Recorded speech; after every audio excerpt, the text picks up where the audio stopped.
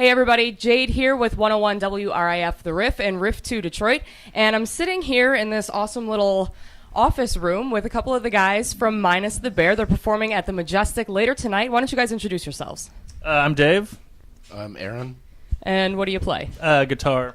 I play the drums. All right, so we got the drummer and the guitarist here with me, and you guys just released Acoustics 2, if I'm not mistaken. Am I right? Oh, yeah. That came out Okay. just a couple weeks ago. Yeah. How has it been received so far? I know the first one was really successful, and that was kind of the inspiration to make the second one. So how have people been receiving it? It's been going really great. We self-released it through kind of like a crowdsourcing sort of mechanism called Pledge Music, so people could get the record a little bit earlier, and they got kind of some other incentives and stuff like that. So we got a ton of great response, and people seem to be enjoying it. What do you think, Aaron? I think the same thing that you think. All right, so far so good. So far so good, yeah. Okay, what was different from this one as opposed to the last one? I know you mentioned doing the whole Pledge Music thing, but I think I also read that there's some new tracks on it as well. There was one new song on the first Acoustics record, and there's two on this one. The first one was only, I think, 7 songs, and this one is 10, so it's 2 new ones and then 8 older reworked ones. So it's, a proper LP as opposed to an EP. But I mean, it was kind of the same process, really. Yeah. I mean, we just kind of tried to strip down the music, and for me, sometimes it's hard to, or it's not hard, but it's a challenge to like convert like a tapping riff like Absinthe into like something that can be played on an acoustic guitar that's finger picked and stuff like that. So I'm sure each of us had our own challenges within trying to do that for our instruments. Yes, it's tough following your new riffs. I have to rewrite everything.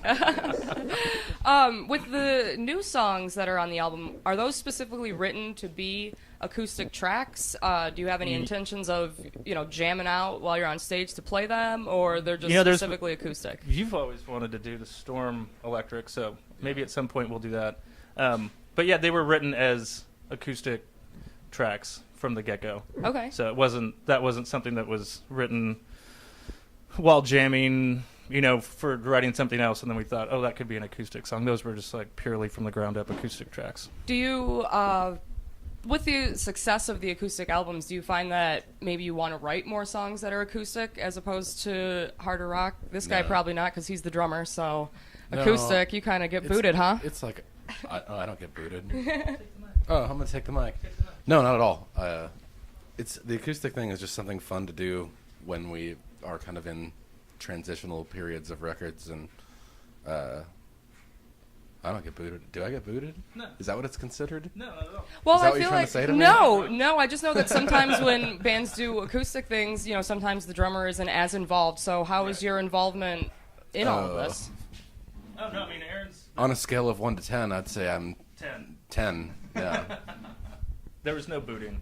Well, good. Not for this. Okay, excellent. Do you ever Wish that I was. Constantly. I would love to sit at home while these guys just played acoustic guitars. and you could just watch in the stands? Everyone does their job, man.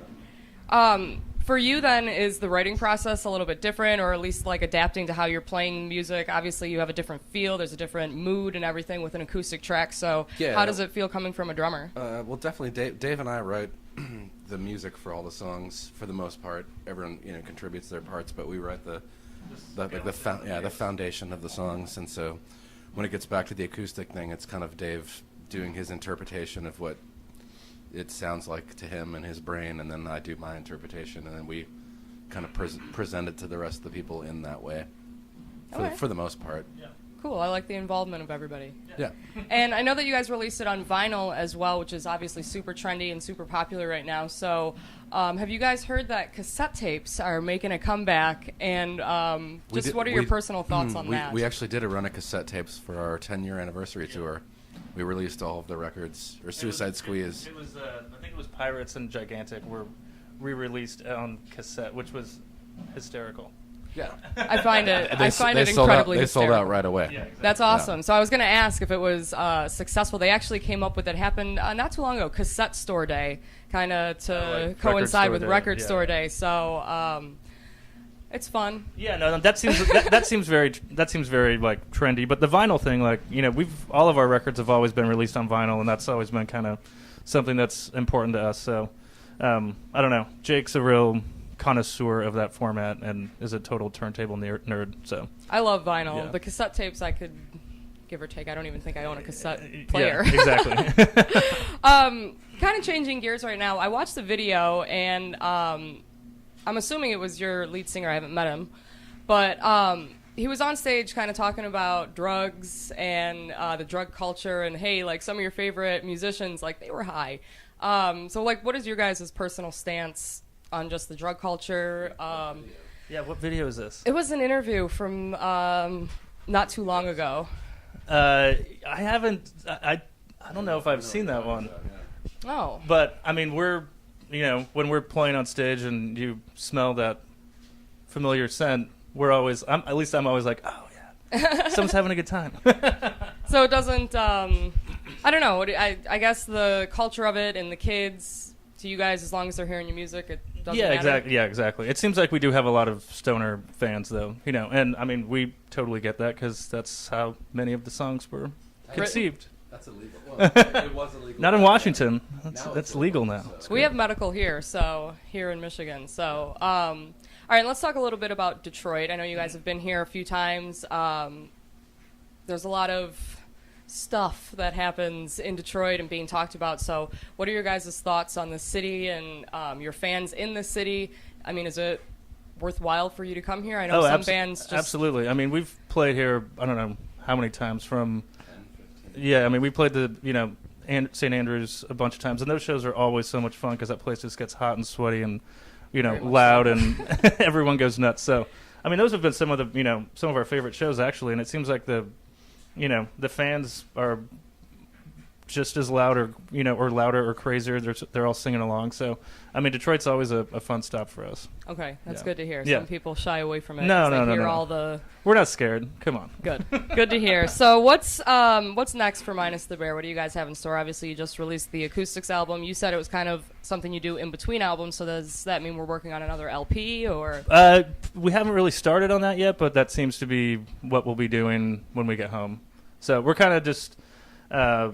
letting this record cycle and this tour kind of happen, and then go home, relax for a little bit, and then I'm sure Aaron and I will be down at the rehearsal space banging on stuff. Excellent. I like the sounds of that. And just one last question. You guys have been around for a little bit. You just celebrated your 10th anniversary. What do you have to say for like aspiring musicians? Like, what's your advice? What do you want to tell them? Give up immediately. Oh, no, I'm going to, just keep trying, right? I mean, just got to, it's like the music industry is so weird now, like, and everything's changing so fast. It's almost like, what is the first? Put videos on YouTube. Yeah. Get successful right away. Yeah. Yeah. I guess it's just find out what really inspires you and don't fall, into like the same traps or trends of everyone else. Like, do what really you're passionate about and don't compromise. You know? All right. I like that. There you have it. Straight from the guys from Minus the Bear. Keep at it if you're an aspiring musician. They're going to rock the stage tonight at the Majestic, and you guys are still on tour all through the fall, correct? Yeah, till the beginning of November. Oh, okay. So about 2 weeks left. Yeah. How's it been? Exciting? No, it's been great. All right. Yeah. Good to hear. All right, guys. Thank you so much. We appreciate it. And don't forget, check out Minus the Bear on Riff2 Detroit.